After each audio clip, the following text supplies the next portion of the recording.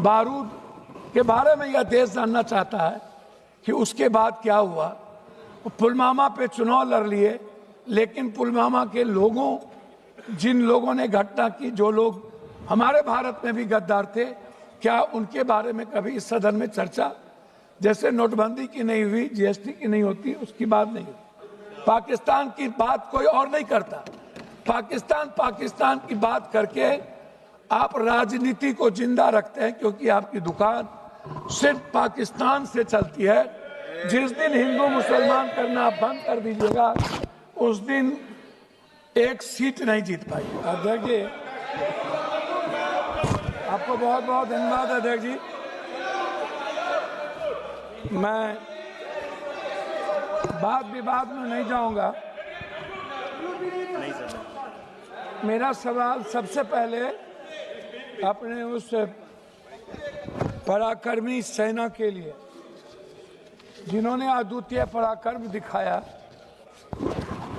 भले ही हमारे नीति ने उनके पराक्रम को लक्ष्य तक नहीं पहुंचाया, लेकिन हम सब का जीवन, मन, धन, सेना के आजीवन उनके परिवार के प्रति समर्पण।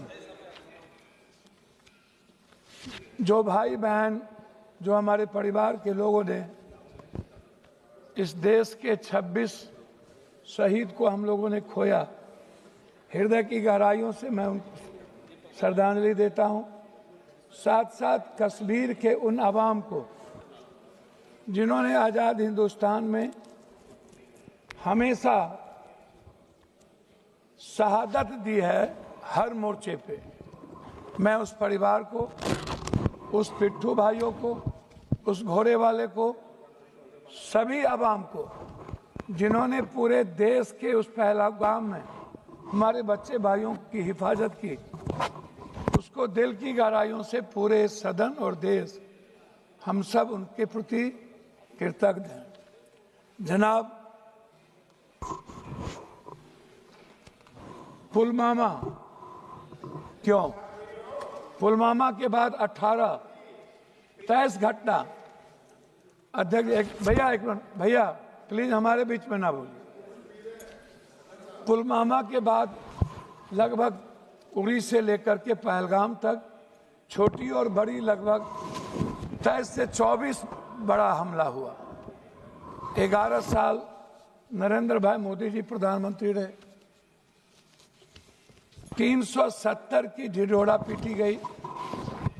कहा कि 370 के बाद आतंकवादी कमजोर हो जाएंगे और खत्म हो जाएंगे।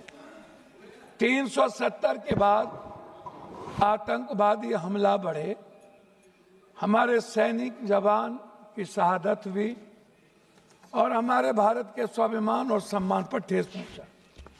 मेरा सवाल सरकार से है कि 3 क्विंटल बारूद पुलवामा में जो आए, और पुलवामा के घटना के बाद आप एक नया चुनाव लड़ लिए।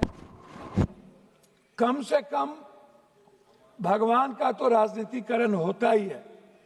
इस देश की जब आप राष्ट्रवाद की बात करते हैं, तो आपको मानवतावाद को पहले बात करना पड़ेगा। हमारे डिफेंस मिनिस्टर संगच्छध्वम संबद्धध्वम समवो मनांसि जानताम देवा भाग्यम यथा पूर्वे संजानना उपासते समानी वयाकुति समाना हृदया निभा समानो मस्तो नमा यथा वह सुशासन।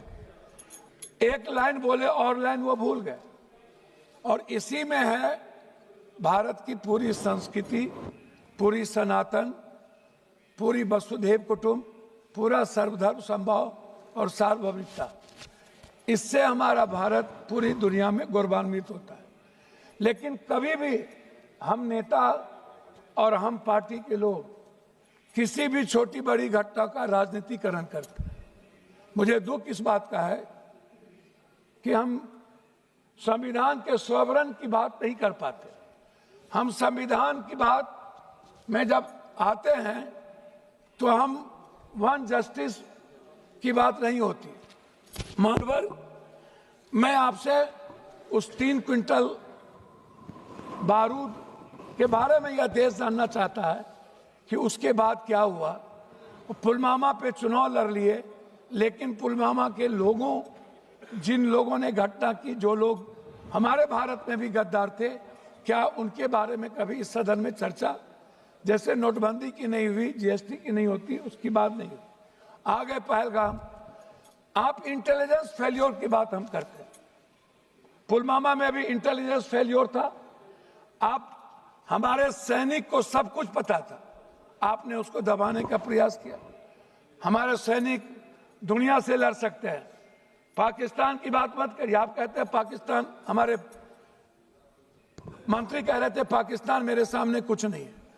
आप उठते सोते पाकिस्तान, कब्रिस्तान, शमशान, ईद, बकरीद, तलाक, एनआरसी के अलावे पाकिस्तान जितना आपने किया, उतना हम सनातन कर लिए होते तो हमारी किस्मत चमक गई। पाकिस्तान की बात कोई और नहीं करता। पाकिस्तान की बात करके आप राजनीति को जिंदा रखते हैं, क्योंकि आपकी दुकान सिर्फ पाकिस्तान से चलती है। जिस दिन हिंदू मुसलमान करना बंद कर दीजिएगा, उस दिन एक सीट नहीं जीत पाई। अब पहलगाम के बाद आपने राजनीति कर ली, आप भावनात्मक सिंदूर के सवाल को ले आए। मैं पहला सवाल आपसे पूछूंगा कि हमारे 150-200 मीटर पर सैनिक थे, उन्हें खबर नहीं थी कि पहलगाम के पर्यटन के लिए केंद्र खोल दिया गया। हमारे कश्मीर फोर्सेस को पता नहीं था, हमारे किसी इंटेलिजेंस को पता नहीं था। आखिर वो कौन से ऑर्डर कहां से गए, दिल्ली के किसके ऑर्डर थे कि पहलगाम को खोला गया? इस बात को आप समझिए। ये बात सभापति महोदय, सबसे महत्वपूर्ण है ये जानना कि इंटेलिजेंस किसके साथ है। इंटेलिजेंस क्या गृह मंत्री जी देखते हैं? क्या गृह मंत्री जी को किसी बात की जानकारी नहीं थी? हम नहीं, आप नहीं, ऐसे नहीं अध्यक्ष जी, कम से कम ऐसे। मैं आंशिक रूप से आपसे एक बात कहना चाहूंगा, गृह मंत्री जी, आप हमको मालदीव, इंदिरा गांधी जी को मैं ले जाना चाहूंगा। आपको थोड़ा सा समय, हमको 2 मिनट समय दिया। वास्तविक में आधुनिक शुद्धम क्षमता में सुधार धीमा। मैं आपको नेपाल से दूरी और चीन की घुसपैठ की बात करूंगा। 2015 में कथित ब्लैक बॉट के बाद नेपाल का भारत विरोधी भावना बढ़ी। नेपाल ने भारत से दूर होकर चीन से सैन्य और आर्थिक समझौता किया। नेहरू और राजीव गांधी के समय नेपाल का भारत मित्र था। मालदीव में इंडिया आउट पर्यटन बहिष्कार, 2023-24 में भारत विरोधी बयान, भारत सेना की वापसी, मालदीव ने चीन की गोद में जगह बनाई, भारत मौन रहा। इंदिरा गांधी के समय भारत मालदीव समुद्री संरक्षक, सीएए, बीएसएफ गोलीबारी, बांग्लादेश और भारत विरोधी माहौल, भारत के खिलाफ जनभावना बढ़ी। चीन ने वहां बंदरगाह परियोजना शुरू की। 1971 में इंदिरा गांधी बांग्लादेश बनवाया। श्रीलंका ने, मैं लास्ट कर रहा हूं सर, श्रीलंका ने रद्द किए भारतीय अनुबंधन, नए राष्ट्रपति ने भारत समर्थित समझौता रद्द किए दिए चीन। ईरान से रिश्तों में गिरावट, चाबहार पोर्ट परियोजना धीमी हो गई। राजीव और इंदिरा जी के समय ईरान भरोसेमंद साझेदार था। SARCC, BIM, STC निष्क्रिय। चीन से डर और अमेरिका, अब लास्ट में कर रहा हूं, तुर्की के साथ टकराव और व्यापारिक गिरावट, व्यापार पैमाना नोट डिप्लोमेसी। मैं अंतिम में मैं आपसे कहना चाहूँ, अंतिम में कह रहा हूँ सर, ऑनरेबल मेंबर सर, अंतिम में सर, मैं एक मिनट सर, एक मिनट ऑनरेबल मेंबर सर, एक मिनट सर, एक मिनट, मैं आप खत्म कर दीजिए, एक मिनट सर, एक minute, just a minute, Durai ji, just a minute, एक मिनट, भैया ऑनरेबल मेंबर भैया खत्म कीजिए सर, मैं 1 मिनट जानना चाहूँ, आधा मिनट। मैं अंत करूंगा कि इजराइल को छोड़ के पहली बार आजाद हिंदुस्तान में रूस ने भारत का सपोर्ट नहीं किया। हम चीन के सारे संपत्ति, सारे व्यापारिक चीजों को हम बढ़ावा देते हैं। चीन हमारी जमीन को हथियाता है। हम चीन पर एक बार हिम्मत और औकात नहीं होती है बात करने की। हमारे सेना को लड़ने की ताकत है चीन से। अमेरिका से தலைவர் அவர்களே, காஷ்மீரின் பகல்காம் பகுதியில் 20 நிமிடம் நடந்த அந்த